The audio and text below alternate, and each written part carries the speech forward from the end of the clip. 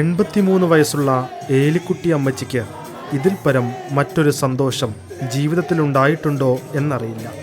കാരണം അത്ര വലിയ സന്തോഷത്തിലായിരിക്കും ആ അമ്മച്ചി ഇപ്പോൾ. മാനന്തവാടി രൂപതയിലെ പുതുശ്ശേരിക്കടവിലെ പതിപ്പള്ളിയിൽ കുടുംബത്തിൽ മക്കളും ചെറുമക്കളുമടക്കം നൂറുകണക്കിന് ആളുകളാണ് അമ്മ മനസ്സ് തിരിച്ചറിഞ്ഞ് ഈ അമ്മച്ചിയെ ആദരിച്ചത്.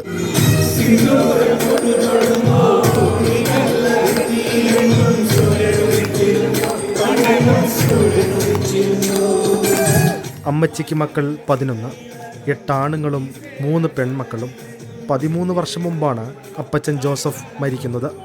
എല്ലാവരും വിവാഹിതരായി, അവർക്ക് മക്കളും ചെറുമക്കളുമായി.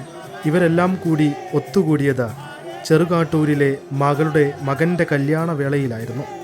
വേദിക്ക് മധ്യത്തിലായി അമ്മച്ചിയെ ഇരുത്തി അവർ ഒന്നിച്ച് പാടിയപ്പോൾ അമ്മ മനസ്സിലുണ്ടായ സന്തോഷം വർണ്ണനാതീതം.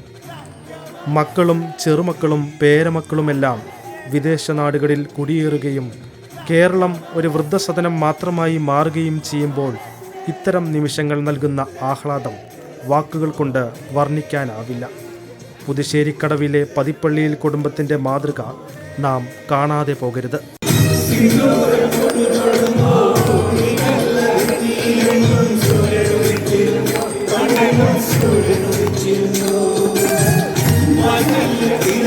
Thank you.